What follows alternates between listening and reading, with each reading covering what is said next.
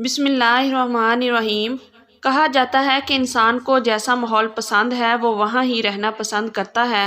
رانی ایک بدکار عورت تھی جس کی شادی ایک سیدھے سادے شخص کے ساتھ ہوئی۔ شادی کے بعد رانی نے اپنی اصلیت دکھانا شروع کر دی اور غیر مردوں کے ساتھ تعلقات بنانا شروع کیے۔ وہ یہ سب اپنے شوہر کی غیر موجودگی میں ہی کرتی تھی، مگر ایک دن اس کے شوہر نے اسے رنگے ہاتھوں پکڑ لیا اور گھر سے نکال دیا۔ رانی ایک اڈے پر آئی جہاں دھندا کرنے والی عورتیں کام کرتی تھیں۔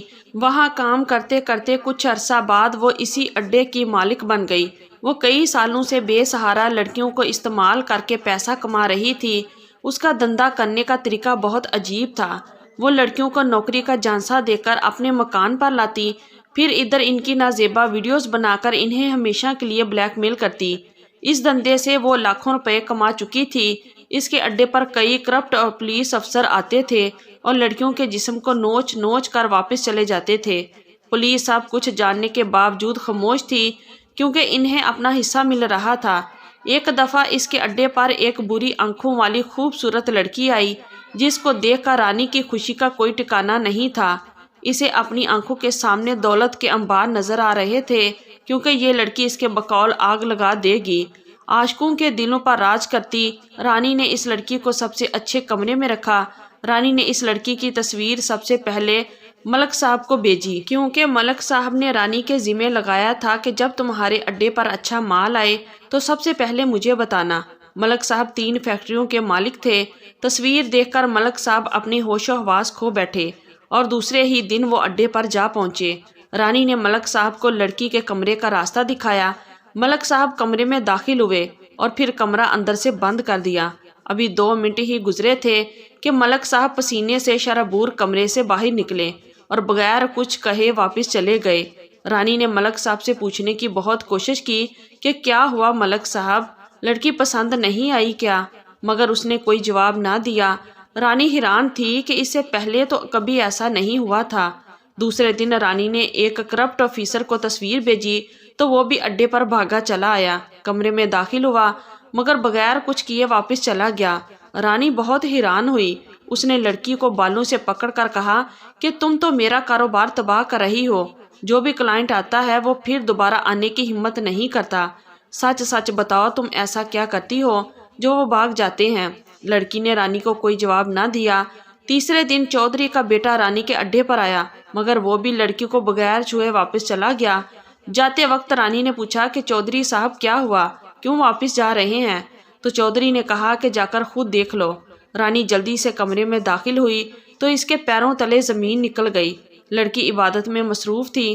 جب اسے محسوس ہوتا کہ کوئی شخص کمرے میں آ رہا ہے تو وہ جائے نماز بچھا کر عبادت میں مصروف ہو جاتی۔ رانی نے لڑکی سے کہا، نادان لڑکی، یہ کوئی عبادت کی جگہ ہے جو تم یہاں بیٹھی ہو؟ یہ وہ جگہ ہے جہاں عزتیں نیلام ہوتی ہیں۔ لڑکی نے جواب دیا کہ میں یہاں سے گزر رہی تھی کہ مکان کے باہر بورڈ پر لکھا تھا کہ یہاں اپنے جسم سے جو بھی کمانا چاہتے ہو کما لو۔ میرے پاس رہنے کے لیے جگہ نہیں تھی تو یہاں آ گئی۔ میں اپنے جسم سے ہی کما رہی ہوں، اپنے جسم کو مشقت میں ڈال کر جنت کما رہی ہوں۔ رانی لڑکی کی بات سن کر بہت شرمندہ ہوئی۔ لڑکی نے رانی سے کہا کہ تم جو بے سہارا لڑکیوں کو استعمال کر کے پیسے کما رہی ہو تو یہی پیسہ آخرت میں تمہارے لیے وبال جان بن جائے گا۔ کیا کبھی یہ دولت حاصل کرنے کے لیے تجھے ذہنی سکون حاصل ہوا؟ رانی نے اس بات کا اقرار کیا کہ جب سے میں نے یہ دھندا شروع کیا ہے میرے دل کا سکون غائب ہو چکا ہے۔ لڑکی کی باتوں کا رانی کے دل پر گہرا اثر ہوا اور اس نے اس گندے کام سے سچے دل سے اللہ کے حضور توبہ کر لی اور ان بے سہارا لڑکیوں کو سلائی کڑھائی سکھانا شروع کیا۔ ایک سرکاری ملازم نے ایک واقعہ سناتے ہوئے بتایا کہ مردم شماری کے سلسلے میں میرا ہیرا منڈی کے علاقے میں جانا ہوا۔ میں نے ایک گھر کے دروازے پر دستک دی تو تھوڑی دیر بعد ایک بچی دروازے پر آئی۔ بچی نے آتے ہی ایک عجیب بات کہی، انکل آپ ہمیں جو سمجھ رہے ہیں ہم وہ لوگ نہیں ہیں۔ میں نے کہا بیٹا گھر کے کسی بڑے فرد کو بلائیے، میں مردم شماری کے سلسلے میں حاضر ہوا ہوں۔ بچی واپس چلی گئی۔ پتہ نہیں اس نے اپنی ماں سے کیا کہا کیا نہ کہا۔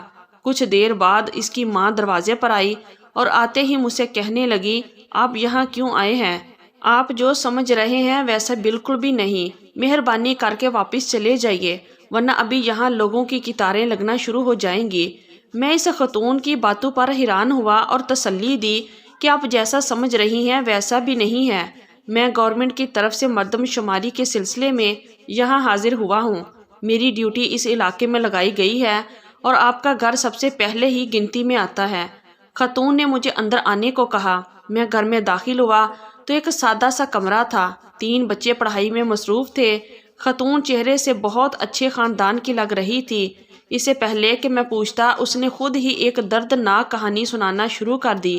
کہنے لگی، بھائی میں معذرت کرتی ہوں کہ میں نے آپ پر شک کیا، کیونکہ ادھر ہر وقت کوئی نہ کوئی اباز شخص دروازے پر دستک دیتا ہے اور بکواس کر کے چلا جاتا ہے۔ میں ادھر اپنی مرضی سے نہیں رہ رہی بلکہ مجبوری سے آئی ہوں۔ میرے والد صاحب ایک ٹیچر تھے۔ میں اس وقت صرف 8 سال کی تھی جب اس کا انتقال ہو گیا۔ والد کے انتقال کے بعد میرے چچا نے میری پرورش کی۔ مجھے اپنے بچوں سے کم نہ سمجھا، لیکن اس کی بچی کا مجھ سے رویہ ٹھیک نہیں تھا۔ شاید وہ میرے ادھر آنے سے خوش نہیں تھی۔ میری آزمائش اس وقت شروع ہوئی جب چچا کا انتقال ہوا۔ چچا کے انتقال کے کچھ عرصہ بعد میری چچی نے اپنی جان چھڑانے کے لیے ایک 40 سالہ آدمی سے میری شادی کر دی، جبکہ اس وقت میری عمر 15 سال سے زیادہ نہیں تھی۔ وہ آدمی ذمہ دار تھا، پہلی بیوی سے اولاد نہیں تھی۔ مجھے یہ نہیں بتایا گیا تھا کہ وہ پھیپھڑوں کے کینسر میں مبتلا ہے۔ اس کا علاج جاری تھا مگر بچنے کی کوئی امید نہیں تھی۔ شادی کے 5 سال بعد اس کا انتقال ہو گیا اور 3 بچوں کی ذمہ داری مجھ پر تھی۔ میرے شوہر کا بڑا بھائی کچھ کاغذات لے کر میرے پاس حاضر ہوا اور کہنے لگا کہ یہ جائیداد کے کاغذات ہیں، ان پر دستخط کر دو۔ اس نے دھوکے سے ساری جائیداد اپنے نام کروا لی اور پھر مجھے گھر سے یہ کہتے ہوئے نکال دیا کہ بھائی صاحب نے اپنی ساری جائیداد اپنے علاج پر لگا دی تھی۔ اب ادھر واپس مت آنا ورنہ بچوں سمیت تجھے مار ڈالوں گا۔ میں وہاں سے ڈری سہمی ہوئی چل پڑی۔ مجھے خود معلوم نہیں تھا کہ میری منزل کہاں ہے۔ ایک بس پر سوار ہوئی جو لاہور جا رہی تھی۔ بغیر کچھ سوچے سمجھے میں بس پر سوار ہو گئی۔ ادھر پہنچی تو آدھی رات کا وقت تھا۔ میں ایک ایسے علاقے میں آ گئی جس کے بارے میں نہیں جانتی تھی۔ یہ بازار حسن کا علاقہ تھا۔ میں ایک گھر کے دروازے پر بیٹھ گئی۔ صبح کے وقت ایک بوڑھی عورت نے مجھے دروازے پر بیٹھا دیکھا تو میرے پاس آئی۔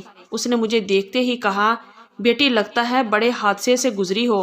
وہ مجھے اپنے گھر لے گئی اور پچھلے 2 سال سے مجھے اپنے گھر کے ساتھ والے مکان میں پناہ دی ہوئی ہے۔ وہ مجھ سے مکان کا کرایہ بھی نہیں لیتی اور میرے بچوں کی پڑھائی کا خرچ بھی اٹھا رہی ہے۔ مجھے تو یقین ہی نہیں آ رہا کہ دنیا میں ایسے لوگ بھی پائے جاتے ہیں۔ میں اس بازار حسن میں رہتے ہوئے بھی اس کا حصہ بالکل نہیں بنی۔ کچھ اوباش آدمی میرے دروازے پر دستک دیتے ہیں مگر عزت افزائی کے بعد یہاں آنے کی جرت نہیں کرتے۔ اس عورت کی کہانی سن کر میں نے اسے اپنی بہن بنا لیا اور جتنا ممکن ہو سکا اپنی استطاعت کے مطابق اس فیملی کی مدد کرتا رہا، اللہ کی رضا کی خاطر۔ تو یہ تھی ہماری آج کی سٹوری۔